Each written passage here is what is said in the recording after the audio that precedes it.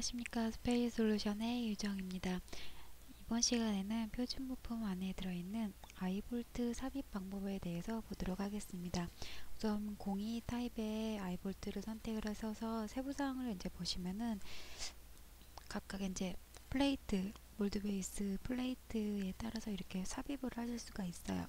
자, 1번 아이볼트는 이제 용도에 따라서 임의의 어떤 용도로 쓰시기 위해서 여러분들이 삽입하실 수가 있겠고, 나머지 이렇게 이름이 붙어 있는 것들은 이 위치 하원판에 부품 삽입을 하시게 되면 제가 한번 해보도록 하겠습니다.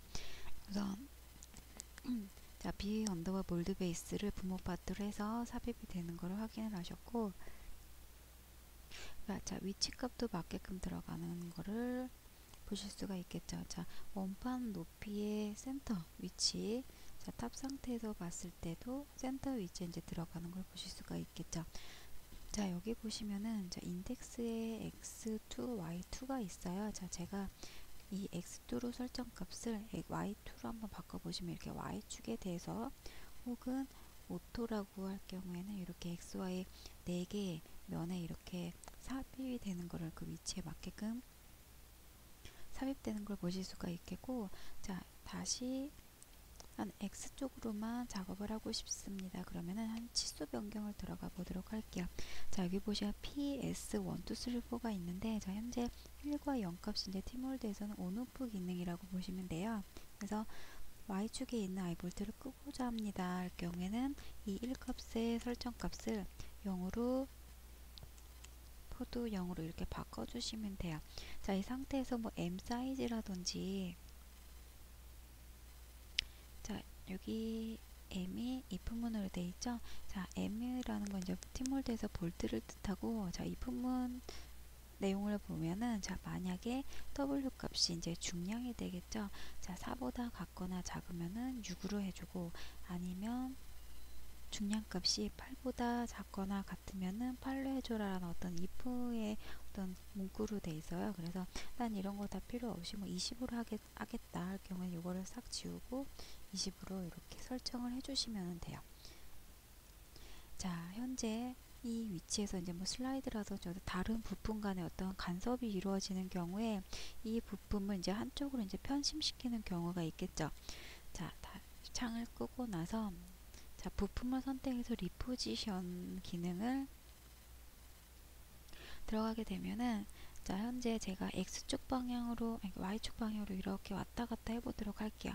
움직이지가 않죠? 저는 이제 볼트가 삽입이 됨과 동시에 메이팅 조건이 3축에 대해서 다 관련이 돼서 그 메이팅 조건이 부여가 돼 있어서, 이런 경우에는,